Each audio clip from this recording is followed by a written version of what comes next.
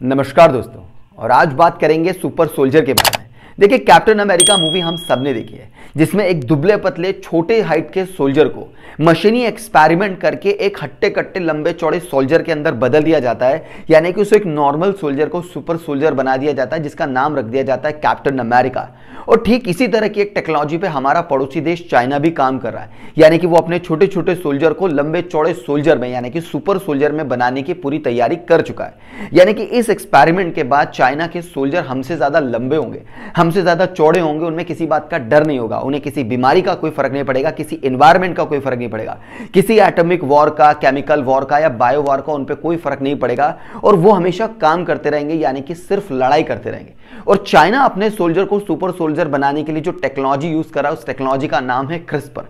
और इस टेक्नोलॉजी को यूज करते हुए 2018 में चाइना ने डिजाइनर बेबी भी बनाए थे, जिनका नाम रखा गया था लुलू और नाना। और जब इस तरह के डिजाइनर बेबी का कॉन्सेप्ट चाइना में सक्सेसफुल हो गया, तो इस क्रिस्पर टेक्नोलॉजी को उन्होंने अपने सोल्जर के डीएनए के साथ कनेक्ट करना शुरू कर दिया।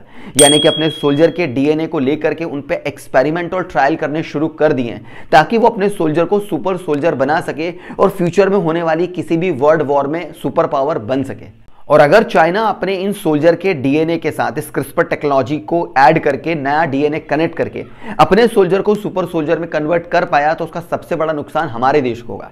क्योंकि इंडिया चाइना के रिलेशन के बारे में हम सब जानते हैं। बैटलफील्ड पे होने वाली वॉर चाइना और इंडिया की काफी बार हम सुन भी चुके हैं, इसलिए इंडिया का बड़ा नुकसान हो सकता है। हालांकि इस तरह के सुपर सोल्जर और रोबोटिक सोल्जर में काफी फर्क है। देखिए, रोबोटिक सोल्जर आर्टिफिशियल इंटेलिजेंस के साथ बनाए जाते हैं, यानी कि उनकी डिसीजन मेकिंग पावर लिमिटेड होती है। लेकिन हम बात कर रहे हैं सुपर सोल्जर की, जो ह्यूमन के डीएनए को चेंज करके बनाए जाते हैं। यानी कि इस तरह के सुपर सोल्जर किसी भी नॉर्मल सोल्जर के आईक्यू लेवल से ज्यादा बेहतर होंगे, ज्यादा इंटेलिजेंट होंगे, उन पे बायो वॉर का, केमिकल वॉर का कोई फर्क नहीं पड़ेगा, उन्हें किसी बात का डर नहीं होगा, किसी तरह की बीमारी नहीं होगी। और इस तरह के सोल्जर ज्यादा सटीक और एक्यूरेट डिसीजन ले पाएंगे, जो कि आर्टिफिशियल इंटेलिजेंस वाले रोबोट शायद किसी वॉर सिचुएशन में ना ले पाए। इसी वजह से चाइना की ये टेक्नोलॉजी, क्रिस्पर टेक्नोलॉजी और अपने सोल्जर को डीएनए से चेंज करके सुपर सोल्जर में बनाने वाली बात काफी ज्यादा टेंशन क्रिएट कर देती है।